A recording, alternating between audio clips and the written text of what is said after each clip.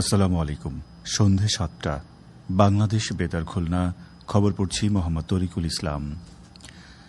দেশের অন্যান্য স্থানের মতো খুলনায় আজ নোবেল বিজয়ী বিশ্বকবি রবীন্দ্রনাথ ঠাকুরের ৮৫তম প্রয়াণ দিবস পালিত হয়। বিশ্বকবি রবীন্দ্রনাথ ঠাকুর বাংলা ১৩৪৮ সালের এই দিনে কলকাতায় মৃত্যুবরণ করেন এবং তিনি বাংলা ১২৬৮ সালের ২৫শে বৈশাখ কলকাতার জোড়াসাঁকোর ঠাকুর পরিবারে জন্মগ্রহণ করেন।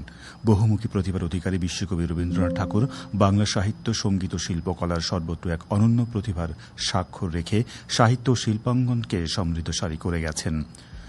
গীতাঞ্জলির মতো অপূর্ব সুষমামণ্ডিত কাব্যগ্রন্থ রচনার জন্য রবীন্দ্রনাথ ঠাকুর প্রথম বাঙালি হিসেবে ১৯১৩ সালে সাহিত্যের নোবেল পুরস্কার লাভ করেন। খুলনায় বিশ্বকবির প্রয়াণ দিবস উপলক্ষে জাতীয় রবীন্দ্রসঙ্গীত সম্মিলন পরিষদ সহ বিভিন্ন সামাজিক সাংস্কৃতিক সংগঠন নানা কর্মসূচি গ্রহণ করেছে। কর্মসূচির মধ্যে রয়েছে আলোচনা সভা, কবিতা আবৃত্তি ও সাংস্কৃতিক অনুষ্ঠান। এদিকে কুষ্টিয়ার কুমারখালীর শিলাইদহ কুঠিবাড়ির অডিটোরিয়ামে কবিগুরুর কর্ম ও জীবন নিয়ে এক আলোচনা সভা অনুষ্ঠিত হয়। উপজেলা সহকারী কমিশনার ভূমি নাভিদ সারওয়ার এতে প্রধান অতিথি ছিলেন। শিলাইদহ কুঠিবাড়ির কাস্টোডিয়ান আল আমিনের সভাপতিত্বে গুরুর শিক্ষক শিক্ষার্থীরা এই সময় উপস্থিত ছিলেন। এর আগে কুঠিবাড়ি উপজেলা সহকারী কমিশনার ভূমি নাভিদ সারওয়ার পুস্তক অর্পণ করা হয়। শিলাইদহ কুঠিবাড়ি জেলা সন্ধান আমিনের সভাপতিত্বে বিশ্বকবি শিক্ষক শিক্ষার্থীরা এই সময় উপস্থিত ছিলেন। দেশব্যাপী পরিবেশ সংরক্ষণ, জলবায়ু সংস্কার, বাংলাদেশের লক্ষ্যে বর্তমান সরকার শিক্ষক শিক্ষার্থীদের সামঞ্জস্য খুলনা বিশ্ববিদ্যালয়ে ধারাবাহিকভাবে বৃক্ষরোপণ কার্যক্রম পরিচালিত হচ্ছে। এরই অংশ হিসেবে আজ বিশ্ববিদ্যালয় প্রশাসনিক ভবন সংলগ্ন এলাকায় বৃক্ষরোপণ কর্মসূচি পালিত হয়। জিয়াউর রহমান ফাউন্ডেশনের নির্বাহী পরিচালক প্রফেসর ডক্টর ফরহাদ হালিম ডোনার এতে প্রধান অতিথি এবং খুলনা সিটি কর্পোরেশনের প্রশাসক নজরুল ইসলাম মঞ্জু বিশেষ অতিথি ছিলেন। খুলনা বিশ্ববিদ্যালয়ের উপাচার্য প্রফেসর ডক্টর মোহাম্মদ রেজাউল করিমের সভাপতিত্বে বিশ্ববিদ্যালয়ের উপাচার্য প্রফেসর ডক্টর মোহাম্মদ হারুনুর রশিদ খান, যশোর বিজ্ঞান ও প্রযুক্তি বিশ্ববিদ্যালয়ের উপাচার্য প্রফেসর শেখ মাহমুদুল হাসান, খুলনা বিশ্ববিদ্যালয়ের treasurer professor doctor Mohammad Nurun নবী, জিয়াউর রহমান ফাউন্ডেশনের পরিচালক কৃষিবিদ শামীমুর রহমান শামীম সহ শিক্ষক, কর্মকর্তা ও কর্মচারীরা উপস্থিত ছিলেন। খুলনার তেরোখাদা উপজেলা পরিষদ চত্বরে আজ উপজেলার বিভিন্ন শিক্ষা প্রতিষ্ঠানের শিক্ষার্থীদের মধ্যে ১৫০০ আমের চারা বিতরণ কার্যক্রম উদ্বোধন করা হয়। সংসদ সদস্য আজিজুল বারী হেলা প্রধান অতিথি হিসাবে কর্মসূচির উদ্বোধন করেন। জেলা পরিষদের প্রশাসক এস এম মঞ্জুল হাসান বাপি অনুষ্ঠানে বিশেষ অতিথি ছিলেন। উপজেলা নির্বাহী অফিসারের সভাপতিত্বে সরকারি বিভিন্ন দপ্তরের কর্মকর্তা, বিভিন্ন শিক্ষা প্রতিষ্ঠানের প্রতিনিধি ও জনপ্রতিনিধি সহ বিভিন্ন শ্রেণী পেশার মানুষ এ সময় উপস্থিত ছিলেন।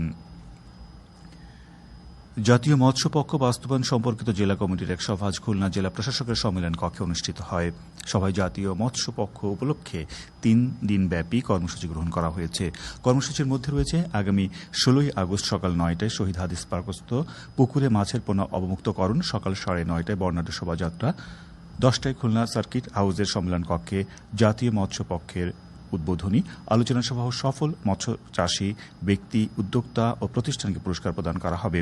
এছাড়া ১৭ই আগস্ট সকাল ১০টায় গল্লামারী মৎস্য বীজ উৎপাদন খামার সম্মেলন কক্ষে অংশীজনের সাথে খুলনা জেলার মৎস্য সম্পদ সংরক্ষণ ও টেকসই উৎপাদন শীর্ষক মতবিনিময় সভা ও বিকাল ৩টায় জনবহুল স্থানে প্রামাণ্য চিত্র প্রদর্শন করা হবে।